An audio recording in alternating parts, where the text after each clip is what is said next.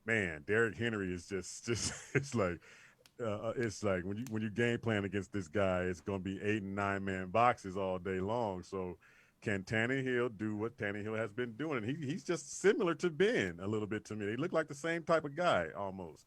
I mean, he don't turn the ball over. He only got 2 picks on the whole season. You would never have said that like 2 or 3 years ago. Exactly. Crazy. But you got to give him his props, man. Yeah.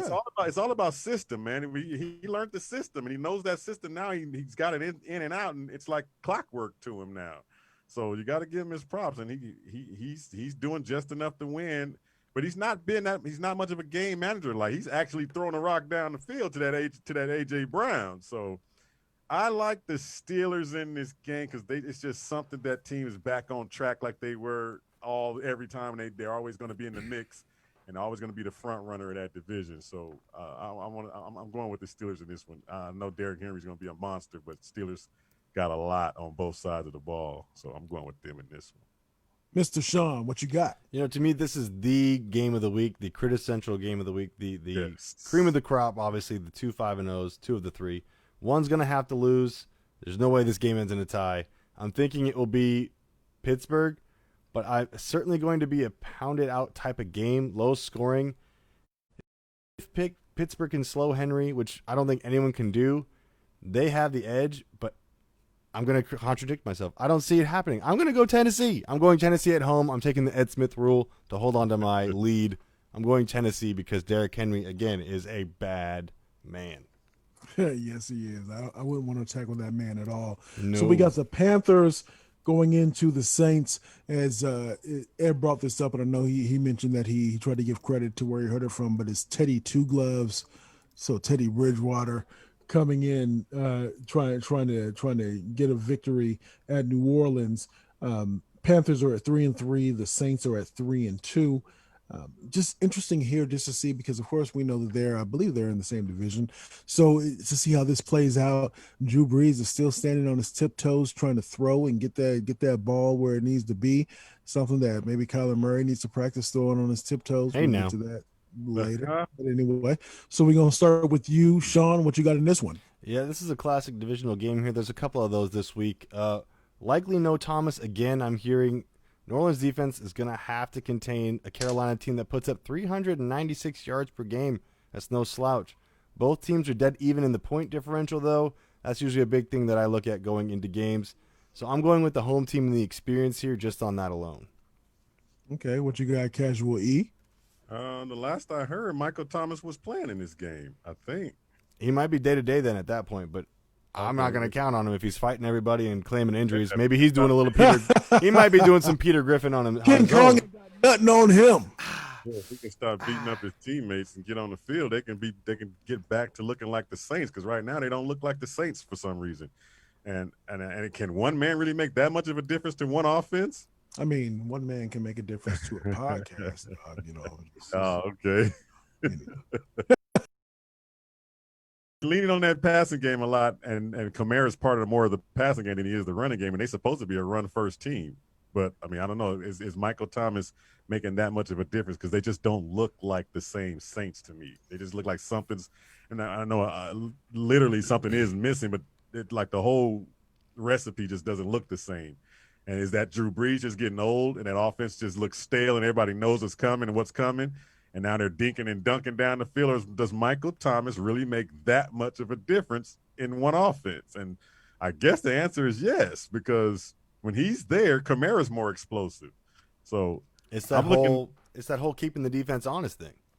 Exactly. The Panthers are giving up 4.9 yards per run. So if Kamara can get running, and the Panthers is that team that came back down to earth. Remember, we thought they were supposed to be this team that's surprising it. No. They didn't play nobody. They played 2 good teams so far. Well, one good team, they're going to be playing another good one. They're going to lose 2 in a row, and they're going to go back down to earth. But I'm taking the Saints, of course. But I think Michael Thomas is in this game again, I think, last I heard. All right, so this one, and so let me state my case. So we have the Buffalo Bills going into the Jets. The Jets are 0-6, yes. But Earl just mentioned something. He mentioned coming down to earth when he was talking about the Carolina Panthers. So the Buffalo Bills, they're on a 2-week, they're 2-game losing streak. Mm. So are the Buffalo Bills what we thought they were when they were 4-0? Or are they more coming down to earth again, keeping with the same theme? In terms of with the 2-game losing streak, because with as they've been riding high, it's been about their quarterback. And so I'm just curious because especially with the New England Patriots, they're faltering a bit. So that division is really up for grabs. They're Right. kind of setting the pace there. So just curious, do you think that the Buffalo Bills will get back on track and get a victory and really maybe try to restate or reclaim what they feel is now theirs in that division? So we'll start with you, Sean. Yeah, to me, I do think that Buffalo's the real deal. I think, obviously, with this whole COVID football era, that a lot of teams, we've been saying a lot of teams haven't played anybody, but nobody really still knows who they are yet either because they're still learning about their teams. Everyone's got new players, everyone's got new schemes, this and that. Um, Buffalo's hit a little bit of a rough patch. Yeah, no doubt about that. But in their division, at least, like you alluded to, Jay, that this team is set up to win this division. This defense is still legit. This offense has weapons. They have power. They're set up for success. They're really set up a lot similar to Tennessee, even though Tennessee showed them who's the bigger boss in that game. Um, Buffalo all the way. It's not even a trap game for Buffalo, although you don't want to get trapped in Adam Gase's eyes. I promise you. Indeed, like them girls back when I was in eighth, ninth grade, they look at my eyes and they be just all lost, man. So what you got, Casual E? He's stupid. Yeah. The Buffalo Bills are a good team, and they are the real deal, but they're just not on the level of the higher tier team yet. Kansas City, who else? Still Pittsburgh. They're not there yet. They're not that team that you can just book. They're going to the playoffs and going far in the playoffs. They're not there yet because the quarterback has to play consistent every single week and be the same guy every single week. And we saw Josh Allen run into a couple of brick walls the last few weeks. And those teams that know how to come in and know how to challenge you and know how to beat you and know how to do whatever they do because they're doing it longer than you, you got to stand up and do what you've been doing. But he wasn't able to do it. And, they took a lot of stuff away from him that he was used to having. So it's the quarterback position that brings you to the next level. Now, he's not there yet. But if anything going on for good for the Jets would be trade Sam Darnold. The deadline's coming up November 3rd. Trade this dude to the Colts and let the Colts have their future quarterback. So this young kid can finally have a front line in front of him and a defense to play off of. Colts, you are on the clock. Your future is in your hands because it ain't Rivers. How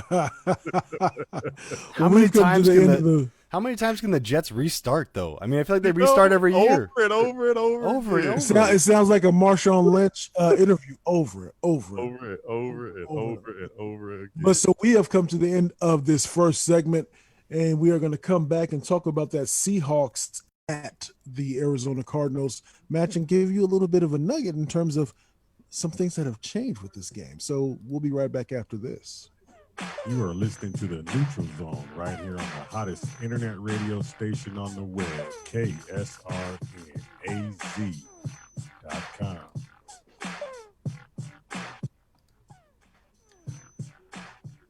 The Neutral Zone. Javon J. Love Adams along with Casual E and of course Sean McConnell. You know what I'm saying? We're trying to do what we do.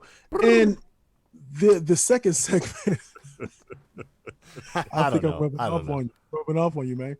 That the second segment is always about the Arizona Cardinals. So it is our pleasure to stretch out this segment when it comes to the Arizona Cardinals. So the Cardinals are coming in at 4-2. They are going to be playing the Seattle Seahawks coming off of a bye at 5-0.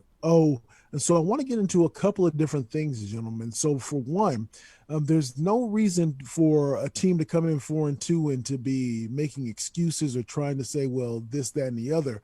But this game is going to be kind of that litmus test when it comes to trying to figure out where they match up against those upper echelon teams. Your thoughts on, am I wrong on that? When we look at, again, the victories, I'll just roll off the victories. We had the victories against, of course, the 49ers. Had a couple of injuries, a couple of key players that were out. We have the Washington football team.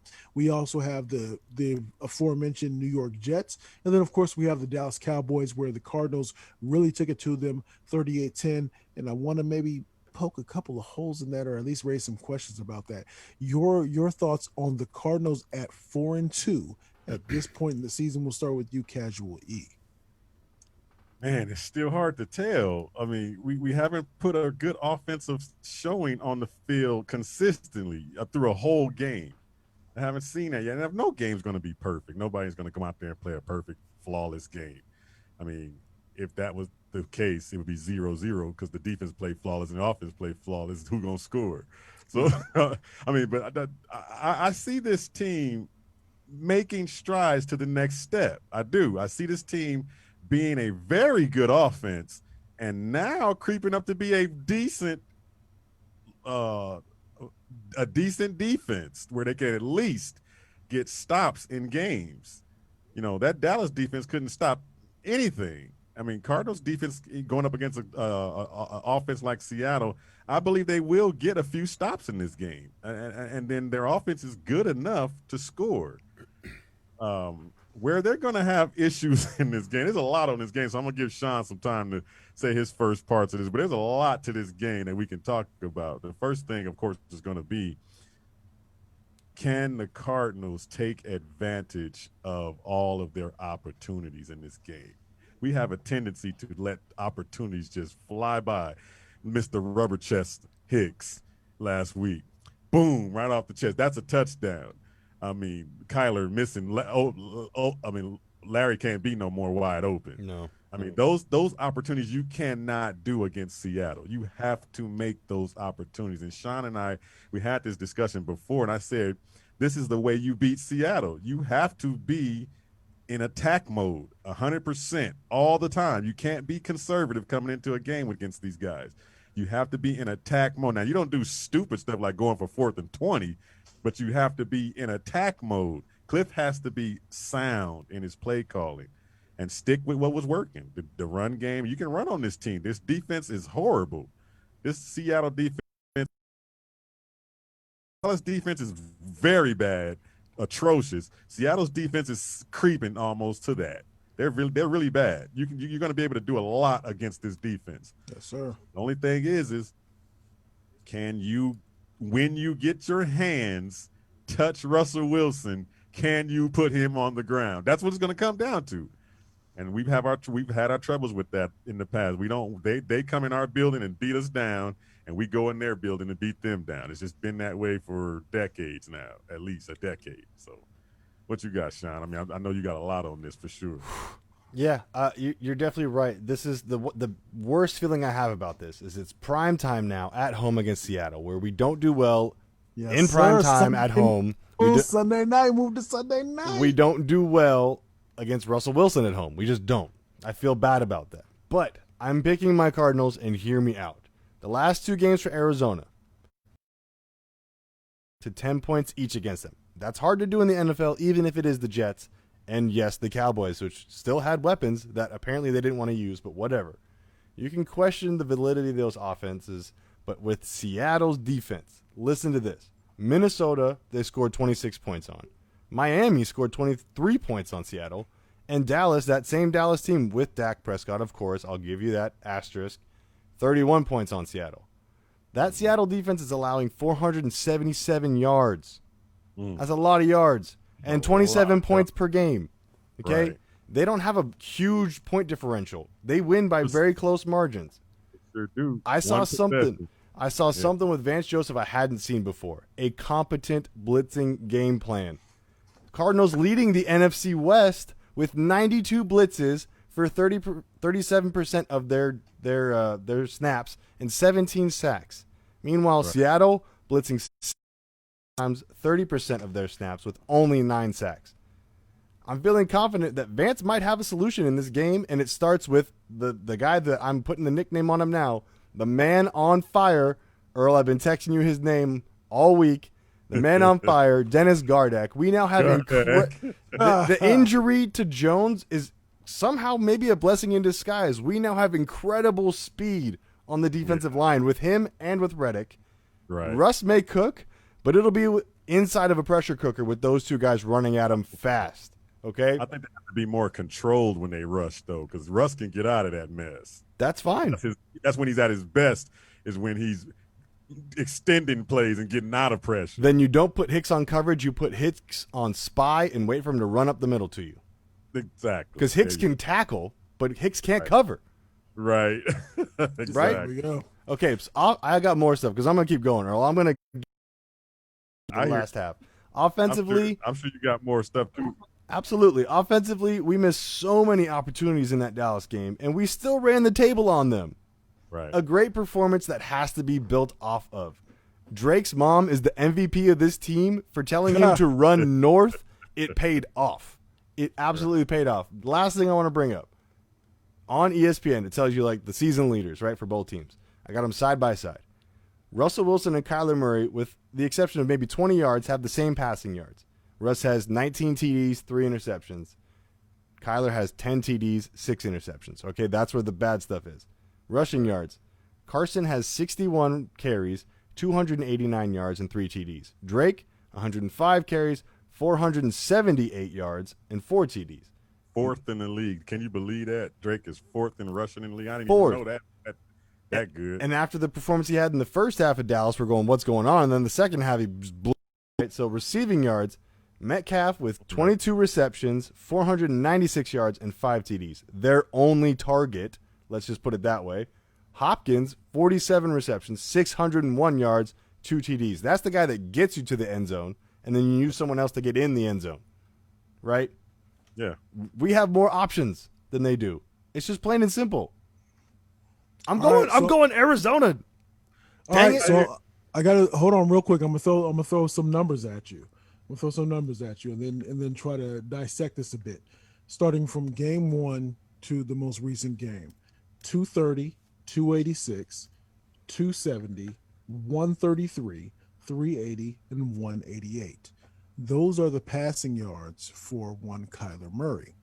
You look at 9 for 24 for 188. And you're saying, all right, I mean, Jay, what's the big deal? 2 huge plays, and chunk plays would be an underestimation. One was for Christian Kirk, and the other one, I believe, was for DeAndre Hopkins, 80 and 60 yards respectively. Mm-hmm. Other than that, it would be 7 for 22 for 48 yards.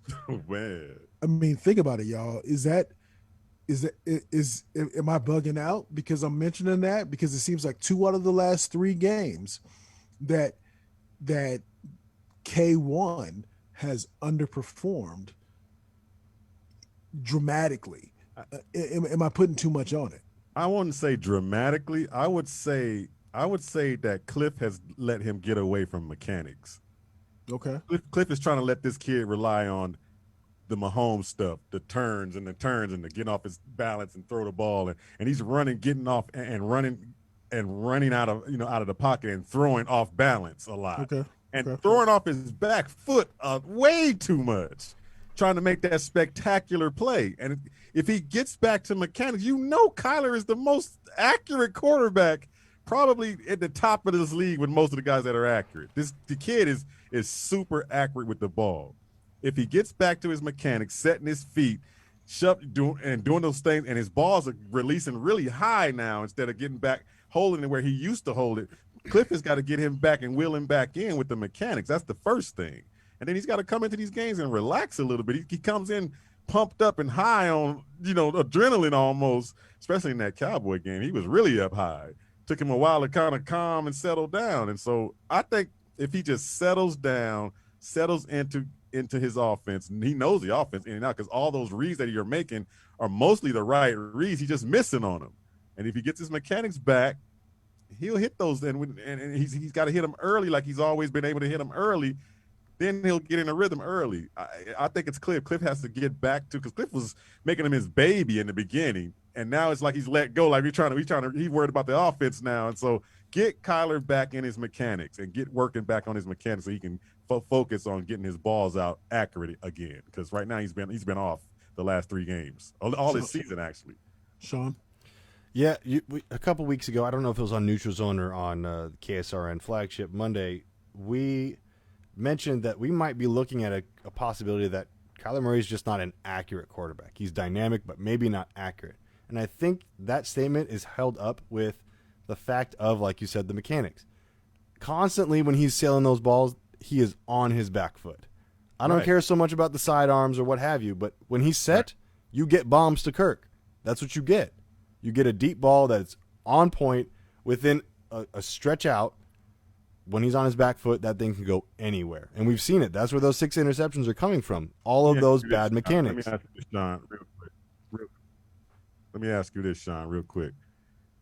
Can a quarterback go from being accurate to all of a sudden not being accurate? And can a quarterback go from not being accurate and all of a sudden become accurate? Which one? You could get the yips for sure, but you can also hone in on your mechanics and know, if I'm going to have to throw this on my back foot, I better maybe practice it at least more, because they're doing those net drills and he's always set for those. All right, then make him pressured for those. I don't know, but find some way to get more accurate in those situations, because, yes, you are going to be bouncing around the pocket a lot. It's just how you play the game.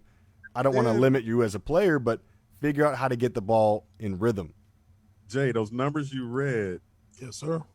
If you go back to every game this year, there were at least 2-3 missed easy passes on his resume. That those numbers would be even more outrageous. They would be like, everybody would be like, oh, this dude could be in the MVP running if he was not missing the way he's missing right now. And that's what's so mind-boggling to me, is that the dude has always been accurate. If anything, he might not know what's going on because he was a rookie last year, but he was always accurate. So I just think if he gets back, the mechanics get back right, and Cliff starts to focus on that more, he starts to focus on that more, then those early opportunities that they leave out on the field that they won't leave on the field, they'll be scoring early and maybe putting teams away by halftime. Because this offense, I'm telling you, is one focus away from being a juggernaut, man. I'm telling you, it's that close. It's that close. I'll tell you one thing that really stuck out to me, and I'm going to give national broadcasters credit on that game against Dallas. They said something that stuck out, and it hit the nail right on the head. This Cardinals team learned something about them in this Dallas game that they hadn't known before. And it's a game plan adjustment that they did with the defense playing the way that they were playing, the offense doing what they were doing, stopping that horizontal stuff, but that was the week before. National guys don't notice that. But finding out these things about yourself and then going into a tougher team like Seattle, that's where the two heads clash, and that's where you're going to get a great game. This is going to be a great game, I think, regardless of the outcome, because this team now knows what it has to do to be successful, and they know what makes them successful. One more thing before we move on. I know we've been on this a pretty long time here, but I got 8. Don't trip. There's some sucky games this week. So yeah, exactly. This is going to be a good game. It's not going to be one of those 58-0 blowouts that the Seattle. You mean it's not going to be a 6-6 blow? It's not going to be another 6-6 tie. Yeah. This is going to be a close one. Yeah. And Sean, you said something earlier that always plagues this team. We yap too much. Huh. And the spotlight is going to be that pressure point. Can we come in and face that pressure? And on his podcast, already talking, Mr. Patrick Peterson is talking. I'm back to myself, and I'm this, and I'm that. I'm like, okay, dude, do you know who's coming to town? The rebirth of Megatron is coming to town. Metcalf, he don't catch a lot, but when he does, 22.5 on average. This dude is no joke. I mean, man, and you talking? I'm like, okay, let's see. I mean, you're not gonna win every battle with the kid. I know that, but can you slow him down? If you can slow him down, that helps. But there's a few key things in that's going to make them win this game and help them win the game. I said it earlier. Get your hands on Russell Wilson, get him down. The same pressure we had last week, we need that relentless pressure. Stop the run, attack that poor defense with our air attack, and we got to take care of clock management. Cliff has to be smart with clock management in this game. You cannot be stupid and leave Russell Wilson a minute, 2 seconds, whatever it is on the clock to come back at the end and beat you. So you got to be smart in this game. And I think that and red zone defense and offense, if we can do what we've been doing, the defense is playing good. If we can bend and don't break and give up field goals rather than touchdowns, then we'll win this game. Real quick, the number as we head out of this Cardinals segment is 1. The number is 1, and the reason why you should know. I'll give yourself just a quick second, because Budda Baker got his first interception, fool. That's what it is. The number is 1. I'm surprised he didn't just catch it and then drop it and say, I want to stay perfect with 0. Just keep it moving. Can I just of that, I got that on tape because I was going to use that this week. He should have stayed on the sideline. He'd have scored a touchdown. Why did he cut back? He had B. Murph right in front of him. Can I just say, I was like, come on. I'm going to start bowling the way Budda bowls. That's all I got to say. That's what's up. So let's move on to we're moving on to the 49ers at the Patriots. You have to. 49ers, yeah, we got to. 49ers are 3-3. I think eventually is going to be the Cam Newton experiment. Because some of those folks up in that New England area, they don't look like me and Earl. They're gonna get kind of upset real quick, and they say we expected to be whatever it was, a game better than how. So it's gonna be interesting to see. I'm just being real about it. So the 49ers, they're trying to obviously get back on the right track and stay in contention in this competitive NFC West. So what do you got in this one? 49ers at 49ers at Patriots. This is definitely an interesting game. I don't see a trend. Oh, wait, I got the wrong notes. Hold on. There we go. Interesting game for sure. Both teams very similar across the board on team statistics with yardage and points, what have you. I'm picking New England for now, but I have a feeling that San Fran found themselves in that Rams game last week. They're actually correcting some of those issues that we saw, losing the game to like Miami, of course. I might change it to kickoff. I feel New England, but I might go San Fran just because I have a feeling that New England's on the downtrend. Oh, interesting. What you got, Earl? Man, this is tough. Cam Newton has reverted back to a game manager, man. 160 yards less, he's not passing. He definitely ain't throwing the ball like he did in that one game. Yeah. And that was against the Broncos. You can't throw the ball on the Broncos. You're not going to throw it on this New England secondary. This secondary is so, not New England. 49ers. 49, I'm tripping. 49ers secondary is getting better. And last week they played a game that was surprising to me, standing with those Ram receivers and actually winning that game. And I'm like, okay, so can Cam come in and throw the rock on the Niners? I don't think so. I think he's going to do the game manager thing and do the dink and dunk, and he's their leading rusher, of course. And the Niners, I don't know. The Niners seem to be finding their rhythm somehow with the backups, and the backups are starting to play up to a little higher level to get them to look like they looked a little bit last year. So I got the 49ers winning this game. And can you imagine the Patriots being 2-4 when that game is over with? Man, can you imagine that? Nope. I'm telling you, man, it's not going to be nice. Bill Belichick knows Jimmy G, knows what he knows he ain't throwing in the wide receivers. They gonna take Kittle out of this game. So can Jimmy G hit Brandon Ayuk and Debo? I ain't see him do it all year long. That's fair. But you can. You. I do what I can. I'm here all week. So we got the Chiefs at the Broncos. Chiefs coming in at 5-1, 2-3 Broncos. And the reason I put this in, you just never know when you get to those the division matchups. I'm still just happy because my Las Vegas Raiders beat the Chiefs, recently. So it is what it is.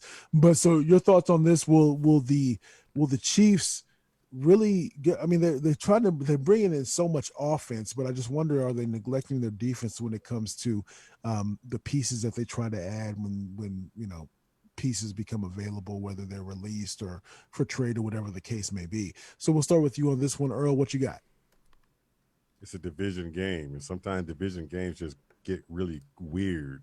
I mean, the Chiefs should run away with this with no problem, but for some reason, they allow teams in this division like the Chiefs to hang with them for some reason. So I don't know. I mean, this should be a runaway, of course, with the Chiefs, with not a problem at all. Sean, what you got? Yeah, I mean, Denver really shocked me with that New England game, but I don't see a trend starting here for them. Certainly not against Kansas City. Chiefs have been starting slow. They need to find a boost in that high altitude, and I think they will. They're just going to keep running that ball with that man. I don't. What's the nickname for him these days? I got to come up with one because he is just nasty with the ball. Indeed. So let's move on to Buccaneers at Raiders. I think at some point in this game, we're going to see Tom Brady yelling at his receivers, and we might end up seeing somebody take their helmet and smash Tom Brady in the face or put a fist to his face and say, I don't know who you think you are yelling at me, dog. This ain't New England, dog. But so with this game, it's just it's always interesting to see in terms of the 3-2 Raiders coming in. The Tampa Bay Buccaneers are 4-2. Who knows even if this game will end up taking place, because this game was moved from Sunday night to a different part of the schedule, because the NFL don't want to be embarrassed because of COVID related things. But if this game does happen, what do you have in this one? Let's start with you, Sean. This is another tough game to pick here, but Tampa Bay really found something in that Green Bay win. A lot of these teams this week coming in found things about themselves that the national media didn't expect. This was against the trends. There was a lot of games that we picked wrong. Vegas is coming off of a weird bye week. It could affect a team that is almost dead even on point and yard differential. I think Tampa Bay is going to take it on the road, unfortunately for you, Jay. Quite possibly so. But what you got, Earl? Yeah, the Buccaneers finally beat a good team. So, I mean, that's like you said, they're starting to hit their stride a little bit. And no credit to Tom Brady, because a lot of that stuff was via turnovers and all that type of stuff. So yeah, Gronk is starting to look like himself a little bit, though. He's, that's a little scary to see Gronk actually looking like Gronk now. So I mean, let's see that tight end game get a little. It takes a while because he was as skinny as shit. He was. Yeah. Now he's as big as Ed. He was on that Atkins diet before. Yeah. Yeah, it took him a while to get back into football shape, but he's getting back to Gronk a little bit. And I like the Raiders in this game because the Raiders are a more seasoned team right now. The Raiders have been playing together for at least 3 years now, 2 years with this Gruden thing, and they're not going to just come in here and lay down just because of Brady comes to the spot. You got to come in there with your A game when you got that dang monster behind Derek Carr and that balanced offense. That's what we do. I like the Raiders in this game and bring them back down to earth because Tampa Bay's defense is pretty good, but if the running game gets out of we got the Browns heading to the Bengals, so it's that Cleveland thing. It's that Ohio thing. So the Bengals are 1-4-1. The Browns are 4-2. Just the reason I put this team in the third segment, this game in the third segment, is because I'm still just curious, because I'm telling you you guys know it, the confidence in Baker Mayfield wanes. It's like that we learned about erosion back in elementary school, and that one little stream ends up becoming the Grand Canyon or something like that, and so the confidence is as low as the bottom of the Grand Canyon. So your thoughts on how this game might play out? Might they even take Baker Mayfield out? I think they took him out last game, but might they even take him out again? Your thoughts on this one, Earl? Hey, this is that crossroads where the Cleveland Browns are going to go be the old Browns again, or will they stand up and continue to try to get better and be a better Cleveland Browns team? And like you said, it's all going to be on Mayfield. And Mayfield's confidence right now is shot. And so this is going to be the game that's going to send them back in the tank, because I think the Bengals are going to actually pull this win off. So, Whoa. Okay, I guess that's how it goes. What you got, Sean? Hey, when you're sitting at the bottom of these standings, you got to swing for the fences. So I can't blame Earl too much for getting that crazy. But yeah, when you have more completions than commercials, of course your confidence in Baker is going to go way through the floor. Wow, my man. I'm just well saying. done. I'm just well saying. done. But this is going to be actually a good divisional battle. I mean, probably low scoring, but good in the sense of competition. Only because Cleveland has the ability to get in their own way, like we've seen so often, even though I love to pick them. The Browns will steal the game late due to the Cincinnati defense not being able to hold up. I'm going Cleveland. But the Bengals have the better quarterback. That'd be true. Yeah, we'll see. He might get hit enough to where he And starts to he's a become rookie. And he's a Derek rookie. Carr's older brother. You know what I'm saying? But so let's move on to the Giants because we have to. Giants They at the lost, man. Them fools end up losing. And by you It was the picked Thursday them. night game. So yeah, so that's oftentimes that's why we have the Thursday night game in the fourth segment, because by the time we typically get to the show, that game is either underway or over. And so yeah, the Eagles ended up winning 22-21. The Giants are now 1-6, and the Eagles are 2-4-1. And it sounds crazy when I say it, but in contention for the NFC. Shock the world. Good Lord. So how did y'all see this game playing out? We're going to start with you, Earl. I saw the Giants winning, and they were winning it. They had the game the last 2 minutes, and dude dropped an easy touchdown. And he on fourth down, he could have scored on the play at the end. That's what sorry do. They always find a way to lose. But I was watching this game all throughout this game, and Carson Wentz just blows my mind. I'm like, what? What is wrong? I mean, because he's so amazing. Hell nah. This dude. I'm like, I was screaming out, you got to be the dumbest dude in the world. Stop holding the ball. Throw it away. I was screaming at this dude, like, you can't be this stupid. Come on now. No, but I had the Giants and I lost, man. Damn. What you have, Sean? I got to keep adding the salt into the wounds. Earl's the only guy who had the Giants, which means he's now a further point away from all of us.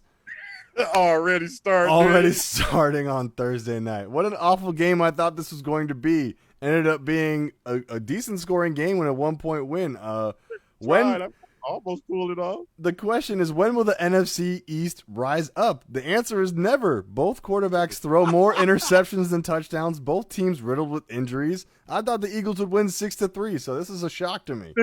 6-3. Guys, give me the total of wins of the team that's winning that NFC East. I got 6. 5. Man. 5. 7. Count on one hand. Come Good on. Lord. That's bad. Good Lord. Hold on one second. Oh, man. It's so bad. I got that 6, man. All right, so this 6. one, it pains me even more to go to this one. But Right. the next one is The other half. Cowboys at Washington, the Washington football team. The Cowboys come in at 2-4. Again, I was one that thought Andy Dalton being his last game, being a veteran guy coming from at least he got the Cincinnati Bengals to the playoffs. He surely should be able to acquaint himself quite well. Nah.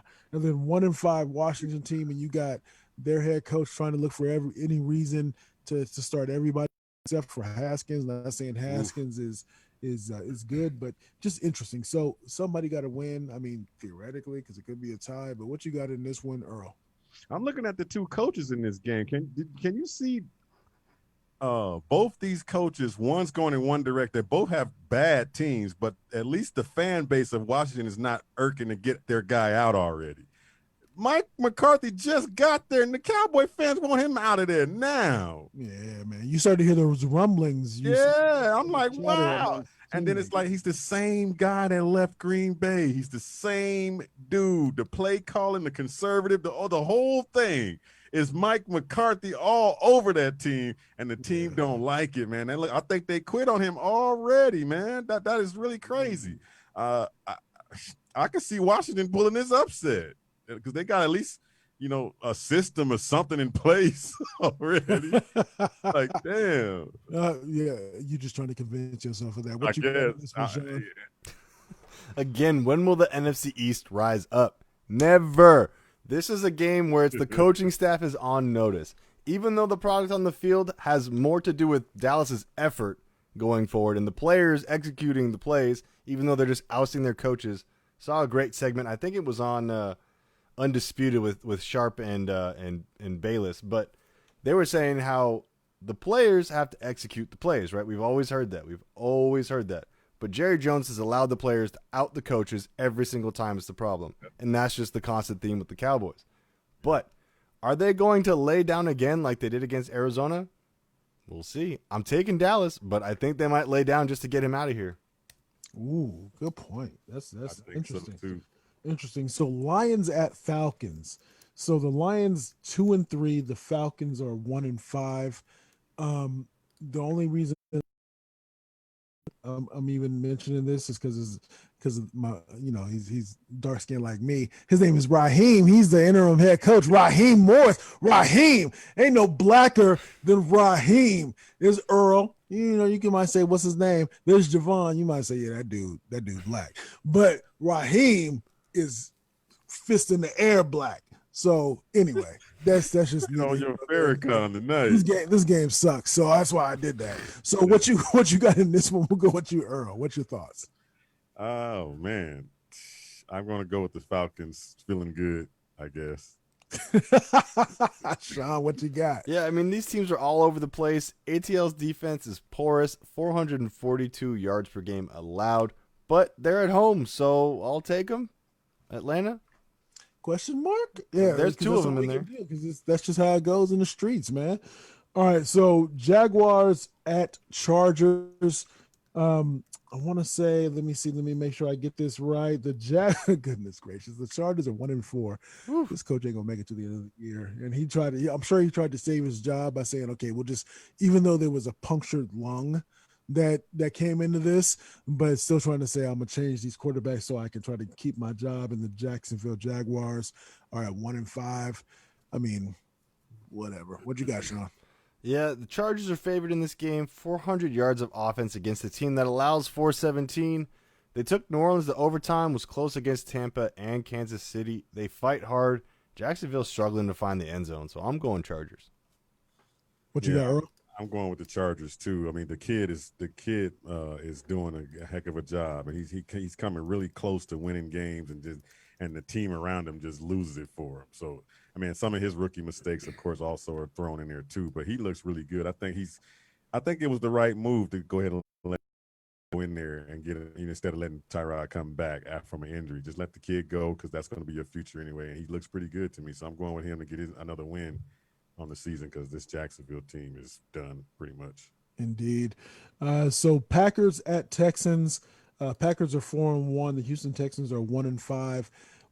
It's not every assistant coach, not every position coach is meant to be a head coach, because whether it's, if you're talking about the NFL, I mean, not NFL, but the NBA, when you're talking about the assistant coach to the head coach, is just essentially 12 inches in terms of moving the position.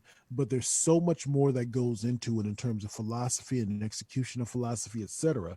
And oftentimes when Romeo Crennel has been in that position, for various reasons, whatever, it just hasn't, as I like to say with Ed, it just doesn't quite curl right. And he made some interesting decisions in last week that maybe led to a loss. But somebody has to win this game, and I would imagine everybody's going to pick Green Bay. But what you got in this one as we get to this last game? What you got, Earl? This is going to be a shootout game. Okay. This is going to be a shootout. I mean, the Texans can score points, and we know the Packers can score points, but can the Packers defense get back to at least respectability? Because they didn't show up last week. They just showed up and got their butts kicked. And Aaron was off in that game for some reason. He threw that pick six and he just turned the corner after he was clowning out there doing a little. Yeah, I saw that. Yeah, they shut that up real quick. But yeah, Packers are winning this game, but it will be a high scoring game because Deshaun Watson, man, that kid is trying to take whatever he got over there and get some juice out of that. He getting paid, but it's gonna be that dude that's just languishing on a bad team because of the management. Hope he don't just waste his career away and just stay there and just. He's gonna be rich though. Yeah. I'm rich. Can't argue that. That's true. What you got, Sean? Yeah, I'll keep saying this. The league did Houston dirty with this schedule. Not only did they lose Hopkins, but they keep going through the meat grinders of the NFL early. They got Green Bay. It's Why did they absolutely do that to them? it's brutal. Maybe they just all hate Bill O'Brien that much. I don't know, but they played a great game against Tennessee. But Green Bay is a whole other animal coming off a bad loss. Yeah, Aaron Rodgers is going to do a whole lot more than 2 pumps. I'll tell you that. Indeed. So before we head out of here, I want to ask this. I want to at least give some acknowledgement. Defensive player of the conference with Budda Baker.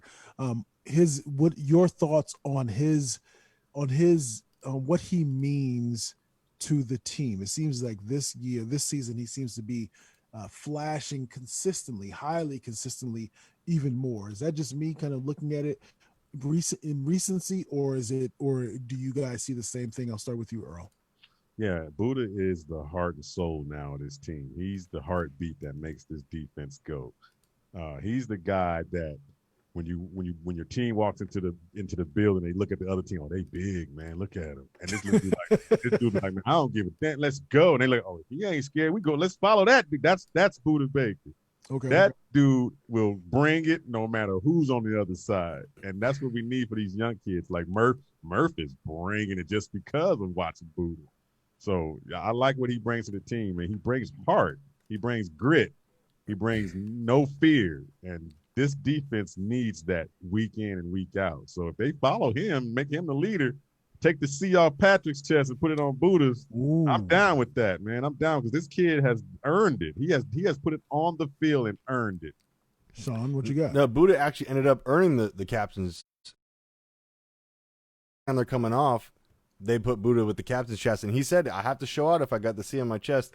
And actually, yeah, I mean, it's a brilliant move by Keim to see the writing on the wall with Tyrann Mathieu and his injuries and the contract that was coming up, to find literally the only clone of Tyrann Mathieu that I think exists on the planet in Budda Baker. And you bring him in, he's younger, he got the rookie contract, now he's got the extension, all that good stuff. It's all working out well. He's definitely the heart and soul of this team. He's even got Patrick Peterson energized and running around and screaming like he used to do. He might not be running as fast, but he's definitely playing well, and that defense is rallying around Budda and whatever he can do. Keep blitzing the man, keep putting the man in spies, coverages. I don't care what you want to do. He's all that we've got on this team. He's the driving force for this defense. It is so important. He's the eyes of this and the smarts of our defense too. The kid is smart. He looks at film constantly. He got plays in his head that a receiver can only run so many routes, and he just waits for that route. It's like this kid is smart too. So, you said he was compared to Tyrann Mathieu. He's the same thing, but a little stronger than Mathieu. That's fair. Really quick, leave me with this, gentlemen. With Vance Joseph, one thing that Earl and I mention quite often is whether or not the defense is playing aggressively. But more specifically, do you think that the necessity is a mother of invention, as we've all heard. So being able to show more pressure, being able to do more things because Chandler Jones wasn't there, is that what you guys saw as well, or was that an aberration?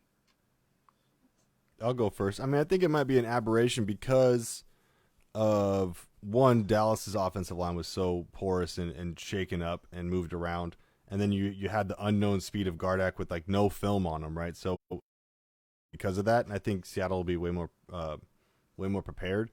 But I do also think that teams knew what to do when, okay, you just double Chandler, and then what, right? So you hope that Reddick can get through, you hope some other guys can get through, and they had situationally here and there. Like I said, we're most blitzing team in the NFC West and most sacks because of it. But now with Chandler being out, I think it leaves still a bit of a wild card factor because they don't know who or if any to double, and that can kind of set some things off. Obviously, every game is situational, and there's going to be second half adjustments and things like that could shut down some pass rush ability for us. But I think losing Chandler still hurts. I'm just interested to see how we performed in Dallas because of him, and I'm curious to see how it continues to go forward. Earl, you got the last word. I think everybody's kind of afraid to say Chandler wasn't bringing it this year. I think everybody's afraid to say that because his status and who he is. And I think that was why Vance was not switching things up and trying to do things different because he's looking at Chandler's status and saying, that's Chandler Jones. I know what he can do. But Chandler was not bringing it this year. Chandler was something was off with Chandler this year with rushing. And it had a lot to do with people double teaming him. And I get that they're planning the game planning for him. I understand that. But now that he has finally figured out that he's got to do other things and make this defense work. And the way you make this defense work is pressure up front and the guys on the back cover. That's the defense. Yeah. That's what it looked like in that Cowboy game, and that's what it's going to look like in the Seattle game. I don't care if they don't get to Russell Wilson. Just that relentless of bodies flying around, that's enough to say that our guys on the back end can cover. And I love what they're doing with those guys. And they're not the biggest names, and just get a body flying through and get to a quarterback's legs and feet and watch them get a little bit disrupted. I like what Vance has done so far, playing off of that Chandler's not there. Now, I'm not saying Chandler is not one of our key cogs, but this year he has just not been the same Chandler Jones, and that's what everybody's kind of brushing under the rug a little bit. But, I mean, props to Vance and them for figuring it out finally. Well, that's what's up. So we do this every week. So every Thursday, tell a friend about the Neutral Zone on behalf of Casual E, on behalf of Sean McConnell, on behalf of our missing brother, Ed Smith. This has been the Neutral Zone. I am Javon Adams. We'll see you next week. Ayukin. Peace. And like Ed Smith, we ghost. I got to run, y'all. I will holler at you. All right. Peace out, bro.